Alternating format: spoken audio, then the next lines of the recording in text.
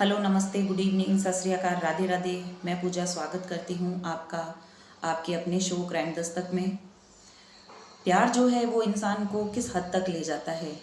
प्यार के चक्कर में आके, कुछ महीनों के प्यार के चक्कर में इंसान अपने माता पिता की जो कई सालों से उसको दे रहे उस प्यार को भूल जाता है।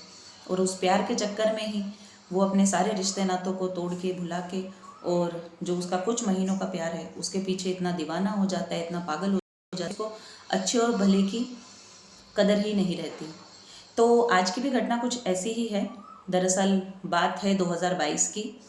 हरियाणा के सोनीपत में, गन्नौर में एक एफआईआर दर्ज होती है। एफआईआर मोनिका के नाम से है। मोनिका के गुमशुदगी की रिपोर्ट दर्ज कराई जाती है।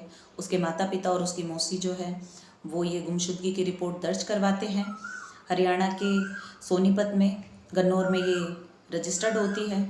पुलिस वाले जब रजिस्टर्ड करते हैं एफआईआर तो वो काफ़ी हैरान हो जाते हैं, क्योंकि कुछ टाइम पहले जनवरी में ही इस लड़की ने, मोनिका ने, यहाँ से एल्ट्स का एग्ज़ाम पास करके और कनाडा यूनिवर्सिटी में गई थी और होटल मैनेजमेंट का कोर्स कर रही थी।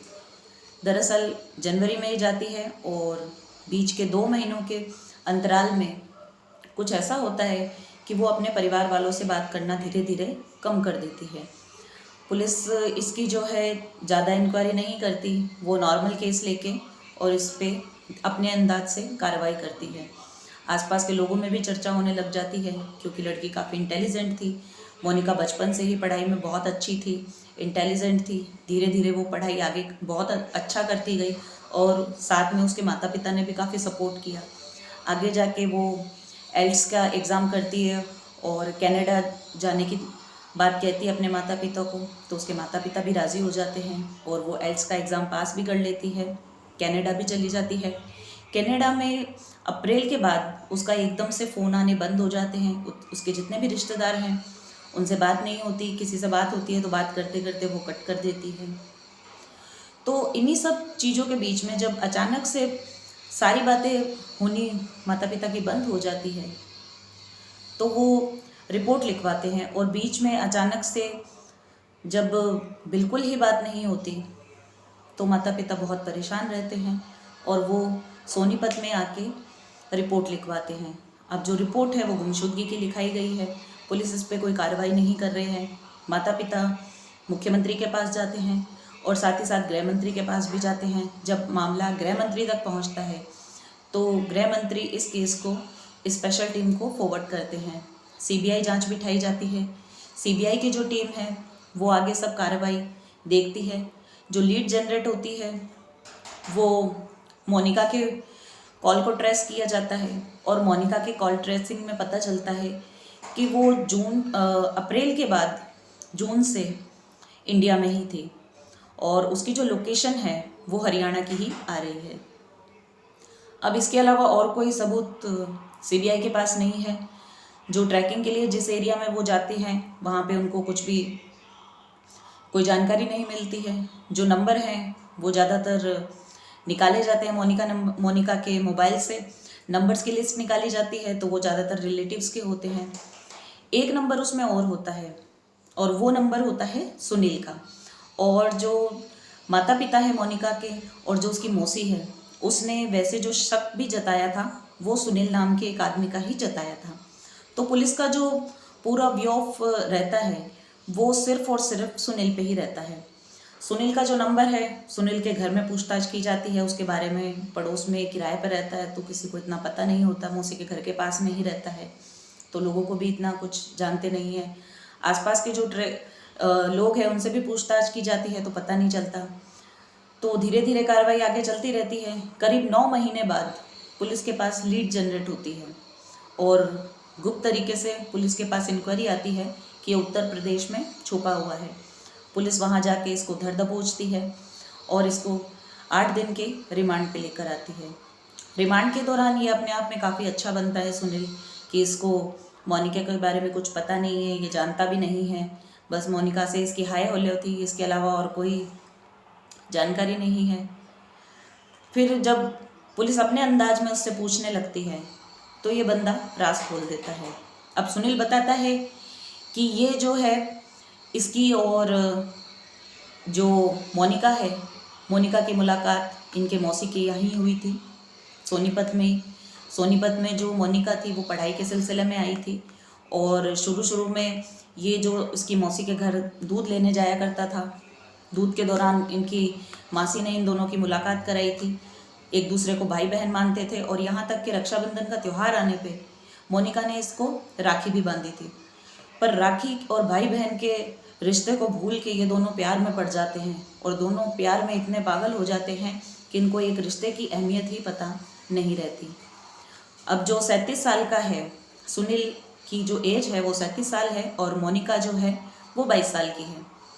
अब ये 37 साल के एज के आदमी में मोनिका को इंटरेस्ट हो जाता है, वो उससे प्यार करने लग जाती है और जो सुनील है वो भी अपनी चिकनी चुपड़ी बातों में इसको फंसा लेता है। दोनों काफ़ी अच्छे तरीके से रहते हैं। जब उसे पता चलता है कि कनाडा जाने वाली है और इसका एड्स में एग्ज़ाम हो गया है पास, तो 22 जनवरी को तो 5 जनवरी 2022 को ये इंडिया से कनाडा चली जाती है और कुछ ही दिनों में 17 दिन के अंदर 22 तारीख को वापस आ जाती है। 22 जनवरी को अपने माता पिता को बिना बताए कनाडा से ये वापस आती है और अपने जो दोस्त है, जो इसका बॉयफ्रेंड है सुनील, उसके कहने पे ये यहाँ पे वापस आ जाती है मोनिका और इन दोनों के बीच में बातचीत होती है। दोनों एक दूसरे के साथ रहने लगते हैं और गुपचुप तरीके से गाजियाबाद में आर्य समाज में दोनों शादी कर लेते हैं। इनकी जो शादी है वो रजिस्टर्ड भी करवाता है सुनील और इनकी जो शादी होती है वो 29 जनवरी 2022 को शादी हो जाती है और 30 जनवरी 2022 को मोनिका दोबारा कनाडा चली जाती है, यानी कि शादी के अगले ही दिन। अब शादी के दोबारा अगले ही दिन जाके वो पढ़ाई कर रही है और 2 महीनों तक पढ़ाई करती रहती है। पढ़ाई के बाद दोबारा अचानक से उसके जो परिवार वाले हैं वो धीरे धीरे उससे बात करने लगते हैं, लेकिन बात करना बंद हो जाता है, कम कर देती है और अप्रैल में दोबारा सुनील के कहने पे वो इंडिया वापस आती है। अप्रैल में इंडिया वापस आती है तो इन दोनों के साथ में रहने लग जाते हैं। जो मोनिका है वो उसके दोबारा कनाडा जाने से मना करती है और इसके साथ ही इंडिया में रहने की ख्वाहिश जताती है। जब सुनील को ऐसा लगता है उसके जो सपने हैं, उसका जो सपना होता है वो कनाडा जाने का, कनाडा बसने का होता है, लेकिन वो सबसे पहले मोनिका को भेज के और फिर वहाँ आना चाहता था। लेकिन जब उसे पता चलता है कि मोनिका वापस नहीं जाना चाहती है तो इसी बीच इन दोनों के बीच में फासले होने लगते हैं। हर बात पे दोनों के बीच में कुछ ना कुछ झगड़ा हो जाता है, कभी लड़ाई होती है, कभी कुछ होता है। तो इन लड़ाइयाँ धीरे धीरे इतनी बढ़ जाती है कि एक बार अपने फार्म हाउस जाते वक्त इन बीच में रास्ते में ही लड़ाई इतनी ज़्यादा हो जाती है कि सुनील आवेश में आके, गुस्से में आके और अपने पास रखी हुई रिवॉल्वर से मोनिका के कनपट्टी पे 2 गोली दाग देता है। उसी टाइम मोनिका की हत्या हो जाती है, मृत्यु हो जाती है और वो ऑन स्पॉट ख़त्म हो जाती है। अब जो सुनील है वो उस केस को, उस मामले को, हत्या को छुपाने के लिए अपने फार्म हाउस पहुंचता है, अपना दिमाग लगाता है और बिना पुलिस को और किसी को बताए, भनक नहीं लगने देता, इसलिए वो वहाँ पे मज़दूर बुलाता है। अपने फार्म हाउस के अंदर ही 10 फीट का एक गड्ढा करवाता है और मज़दूरों को बातों में उलझा के वहाँ से रवाना कर देता है और जो उसकी मोनिका की लाश है वो उस गड्ढे में दबा देता है। अब उस गड्ढे में लाश दबा के वो उसको अपने हिसाब से सही कर देता है और वापस उत्तर प्रदेश चला जाता है। अब ये जो सारी बातें हैं ये पुलिस खुलासे में, पुलिस रिमांड में पुलिस को पता चलती है तो पुलिस बिल्कुल हैरान हो जाती है। पुलिस उसके कहे अनुसार उसके फार्म हाउस पे जाती है, इंक्वायरी करती है सीबीआई। वहाँ पे जाके पता चलता है तो 10 फीट का जो गड्ढा उसने बताया था वहीं जाके वो खोदती है, वहाँ पे कंकाल मिलता है। कंकाल को फॉरेंसिक लैब में भेजा जाता है। फॉरेंसिक लैब से रिपोर्ट आती है कि जो कंकाल है, कंकाल में अभी भी उसकी खोपड़ी में गोलियां फंसी हुई है। तो ये जो इसकी आगे की इंक्वायरी है वो भी उससे पूछताछ की जाती है कि आखिर ऐसा क्या था, आखिर ऐसा क्या हुआ इन दोनों के बीच में जो तुम्हें उसको मारना पड़ा। फिर दरअसल जो पुलिस है वो भी आगे की परतों को खुलवाती है और धीरे धीरे पता चलता है कि जो सुनील है, सुनील उसको कोई प्यार नहीं करता था, वो सिर्फ एक दिखावा था। उसका अपनी शादीशुदा ज़िंदगी से वो खुश नहीं था। सुनील पहले से ही शादीशुदा था, जिसका मोनिका को भनक नहीं थी, और उसके 2 बच्चे भी थे।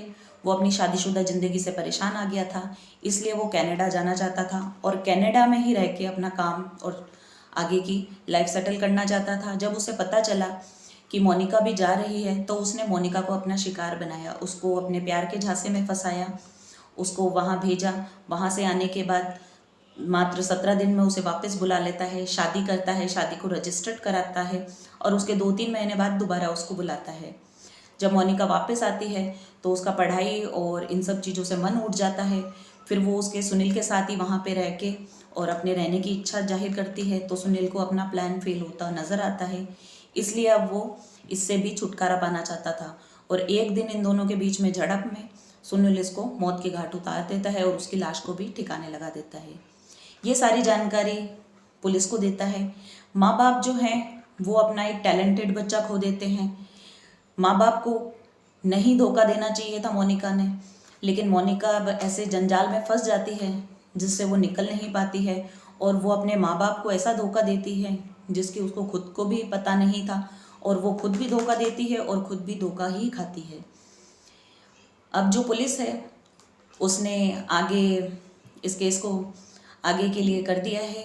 जो गतिविधियां हैं, केस जो है वो अदालत में है और इसके ऊपर जो पुलिस ने और अदालत ने जो चार्ज लगाए हैं वो मर्डर का, धोखाधड़ी का और सबूत मिटाने का, ये 3 केस लगाए गए हैं। इस पे अभी सुनवाई होनी बाकी है। तो आपकी क्या राय है, इस केस में क्या फ़ैसला आना चाहिए? आप कमेंट्स करके ज़रूर बताएं। और आज की जो स्टोरी है वो आपको कैसी लगी ये भी ज़रूर बताएं। आगे की जो हमारी स्टोरियाँ है, रोज़ हमारी स्टोरीज़ को देखने के लिए मेरे चैनल को सब्सक्राइब करें। अगर आज की स्टोरी आपको पसंद आई है तो उसको लाइक करें, कमेंट्स करें और अपने दोस्तों के साथ शेयर करें और बेल आइकन को ज़रूर दबाएं ताकि मैं इसमें जो भी स्टोरी अपलोड करूं उसकी सबसे पहले नोटिफिकेशन आपको मिले। तो सतर्क रहें, सावधान रहें। जय हिंद, जय भारत।